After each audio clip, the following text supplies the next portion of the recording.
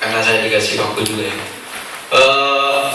Perkenalkan, saya Haidar dari Juwin.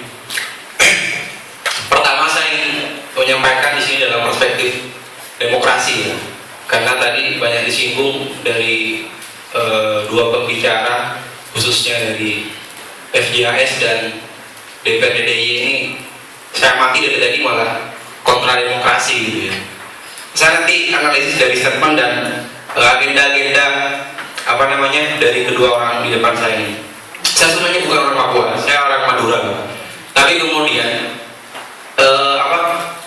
nurani saya sebagai bagian dari, kalau Bapak tadi bilang Indonesia, juga sangat marah ya ketika tadi Bung Edo juga bilang marah ketika ada stigma yang dibangun melalui siar kebencian lewat deklarasi pada 1 Desember kemarin di gedung DPRD. Saya kira semua orang yang paham demokrasi juga akan marah ketika misalkan ada dari kawan kita, ada dari saudara-saudara kita kemudian melakukan aspirasi, tapi kemudian dicap sebagai gerakan separatis yang mengancam keberagaman di Jakarta. Itu yang pertama. Kedua, ini luar biasa sebenarnya FJS ini. Luar biasanya apa? Tadi disampaikan sebenarnya gerakan-gerakan FJS oleh yang terhormat Muhammad Suhud gitu kan, bahwa dengan 5 orang bisa membubarkan 1000 massa. Ini kan luar biasa FJS ya, prestasinya. Tepuk tangan dulu lah. Tapi kan dalam konteks yang seperti apa ini perlu kita kemudian tegaskan juga ya. Jangan-jangan mereka statement bahwa yang mereka anggap kemudian mengancam itu justru tindakan mereka lah yang kemudian mengancam demokrasi gitu. Itu bisa kita buktikan.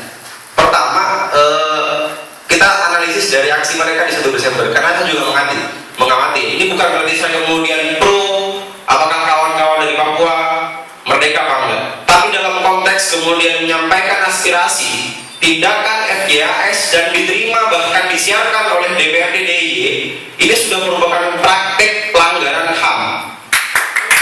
Kenapa? Ini kita tahu bersama gitu kan. Tadi disebutkan bahwa hanya orang-orang yang kemudian tidak paham demokrasi yang kemudian menghadapi aspirasi masyarakat Indonesia dengan tindakan yang justru melawan itu tadi. Bahkan ada salah satu tuntutannya yang saya kira mungkin bisa diklarifikasi oleh kawan-kawan Papua. Salah satu aksi dari FJAS ini kan katanya penutupan asrama Papua, betul tidak? Ya. Betul. Ya. Ini menurut kawan-kawan yang paham dan pandai gitu kan, ini tindakan demokratis apa justru kontra demokrasi? Kawan-kawan bisa menilai sendiri. Saya nggak ingin penilaian saya kemudian harus kawan-kawan yang ini. Tinggal kawan-kawan aja yang menilai gitu kan. Tadi sudah dijelaskan oleh salah satu bicara bahwa hanya orang-orang yang nggak paham yang kemudian tidak memiliki opsi gitu kan. Akhirnya opsi kekerasan yang menjadi pilihan. Dan hanya orang yang kemudian bodoh juga menerima aksi kekerasan secara kebencian disiarkan ke publik dan diterima oleh oknum pemerintah. Dalam konteks ini adalah DPRD DIY. Itu bisa kita lihat sendiri di pemberitaan media ya, kawan-kawan. Nah, itu pengantar saya. Saya tidak berarti kemudian menyuruh DPRD untuk membubarkan FJAS enggak ya, karena kemudian kalau saya menuntut FJAS dibubarkan kan saya juga nggak demokratis gitu ya.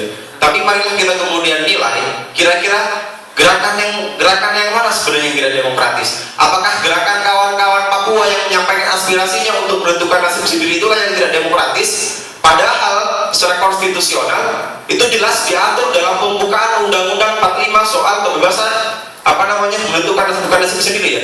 Tapi meniadakan penindasan atas bangsa Papua. Kalau bangsa Papua yang merasa tertindas dan merasa dijajah, kenapa kemudian penjajahan tidak dihapuskan dari bumi Papua?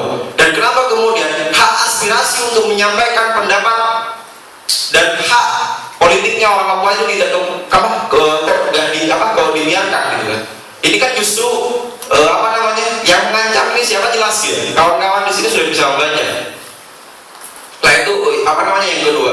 Terus selanjutnya adalah tadi sempat ada penyebutan Jogja ini termasuk kota yang nyaman gitu kan, kota yang dari leluhurnya sudah nyaman. Saya bisa lihat itu dari simbol yang dipakai oleh Bapak Muhammad Suhud ya, simbol apa namanya Jogjanya itu nampak sekali.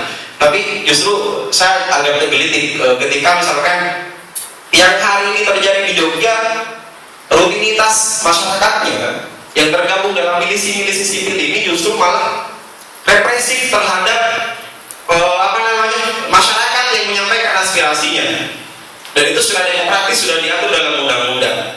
Tapi kemudian berkaitan dengan penindasan terhadap orang Jogja sendiri, ini milisi-milisi yang di Jogja ini sudah tidak melawan dan membiarkan gitu ya.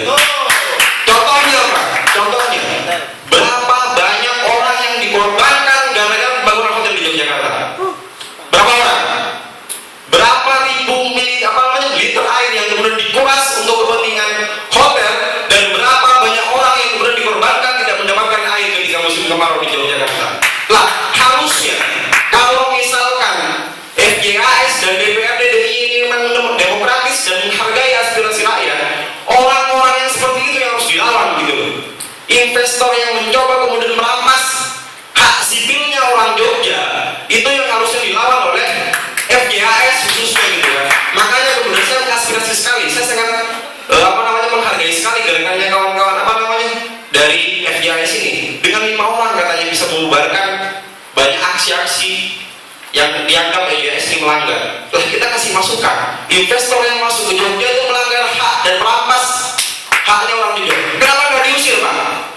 Kenapa justru kawan-kawan Papua yang menyampaikan aspirasinya dan itu real terjadi di Papua, justru itu yang kemudian dilawan? Ini yang kawan-kawan harus amati itu. Itu soal apa? Yang ketiga, selanjutnya adalah soal kebebasan berdemokrasi gitu ya. Ini kan saya amati dari 1 Desember ini memang usulannya sampai ke perda peraturan demonstrasi yang dianggap statis. Ini kukira memang barangkali bisa menjadi awal, kalau kemudian nggak kita kawal dari sekarang, bisa jadi menjadi kasus yang seperti di Jakarta. Kawan-kawan tahu di Jakarta, peraturan gubernur di Jakarta itu berawal kenapa? Karena gerakan buruh dianggap mengganggu stabilitas masyarakat di Yogyakarta. Tapi itu salah satu upaya kemudian untuk meredam adanya demonstrasi, adanya aspirasi dari masyarakat. Lah, bisa jadi kemudian statisme ini hanya digunakan oleh oknum-oknum yang tidak bertanggung jawab untuk juga meredam aksi-aksi dan aspirasi dari masyarakat dan mahasiswa di Yogyakarta. Bisa jadi kan? Ini saya kira nggak perlu dijawab oleh 2 orang di depan, cukup dinilai bahwa ini real terjadi di kota yang kita kemudian kita tinggal ini. Barangkali itu